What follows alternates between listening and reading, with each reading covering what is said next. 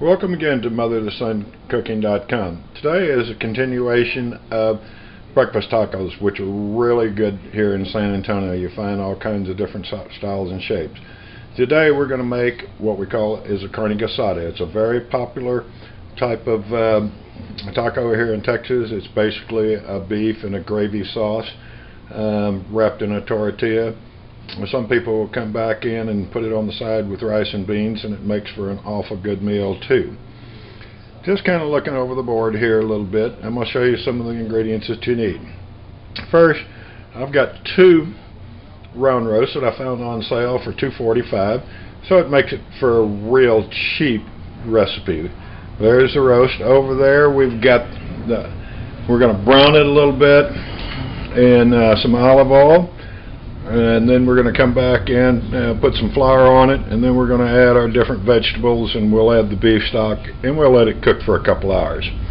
Of course, we got salt and pepper, we've got cumin, we've got chili powder, we've got onions, we've got garlic, we got bell peppers.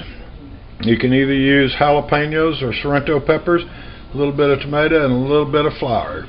So and then over here we do have some beef stock, and I'm one of those that looks for ways to save stuff. This is one of my favorite by McCormick. It's a beef bouillon flavor.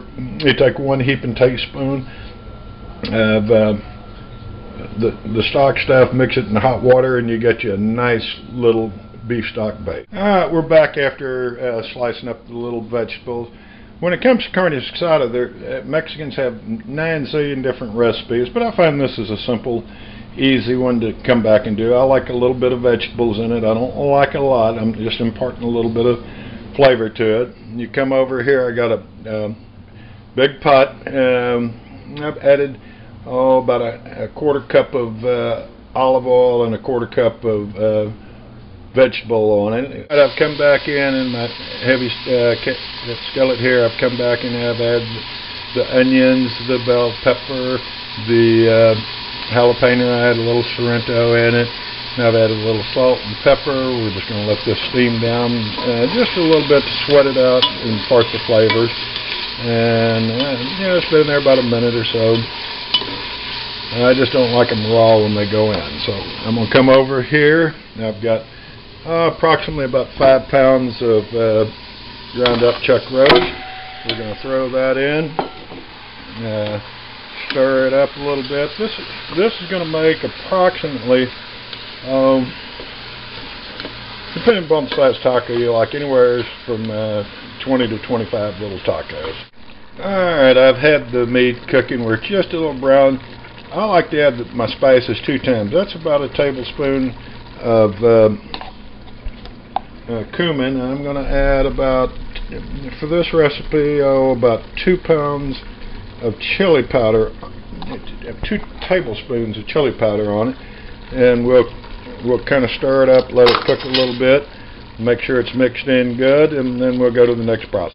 Okay, we've cooked the meat down a little bit. It's a little brown. You can see it's starting to add a lot of juices. In fact, I like the juices because that adds a rich flavor. Now what I like to do on this is we're going to make it thicken. I like to get one of these little deals right here where you can kind of sprinkle it on where it spreads out. Put it back over there. All I'm going to do is try to get the meat good and brown.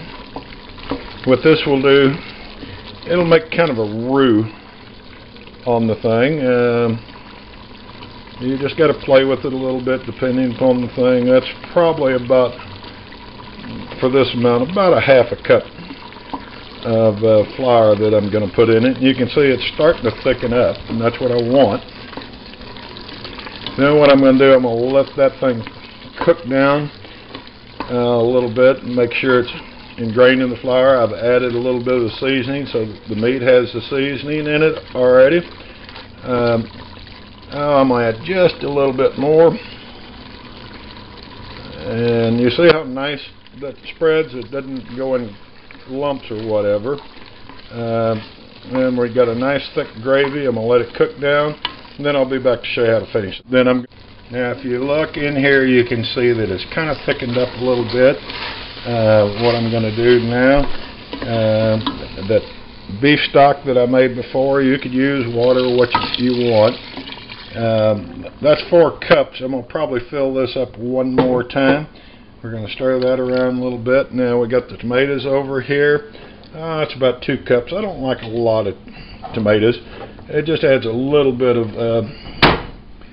flavor to the carne.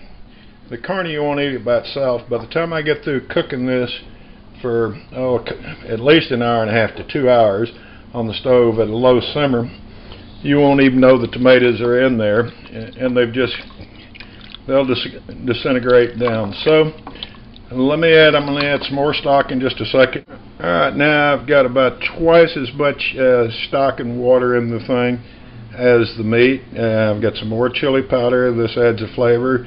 You can kind of do it how you like it. I like about, for this recipe, about 4 tablespoons of chili powder in it, and then I like to add a little bit of more cumin in it.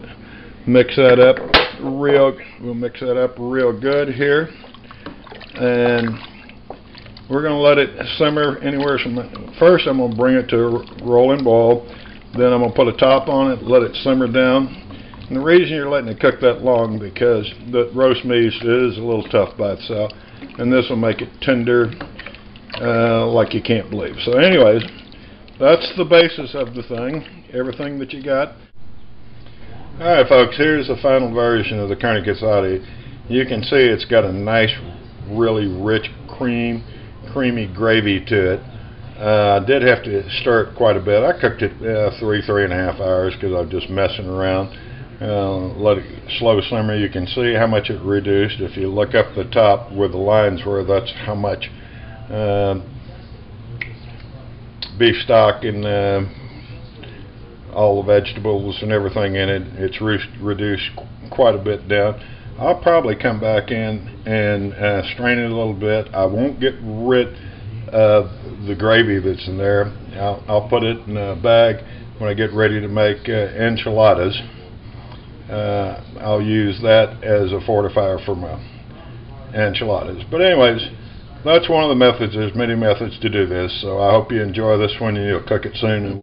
Alright, we're back for the final showing. Now I've come back in, I've strained the Carne Guisada, and as you can see, there's the meat right there. Kind of strained down. With Carne Guisada, I like a little bit of the gravy, but here's how much gravy I strained off of it. I'll pour maybe a quarter of it back in to kind of make it a little moist. And what will happen is I'll have some this gravy left over. I'll put it in a bag, and that's what I'm going to make my enchiladas out of. That's the reason I like to come back in and reduce the thing way down. Then I got some sauce that I can come back and make my enchiladas. Now I came back in and put a little bit of the sauce back in it. You can see it's got a kind of creamy type mixture. You don't want it running too much. That's the traditional Carne Guisada sauce here in San Antonio, and it's good. Something my mother would be proud that we made. Anyways, I hope you make it and you'll enjoy this recipe. Thank you.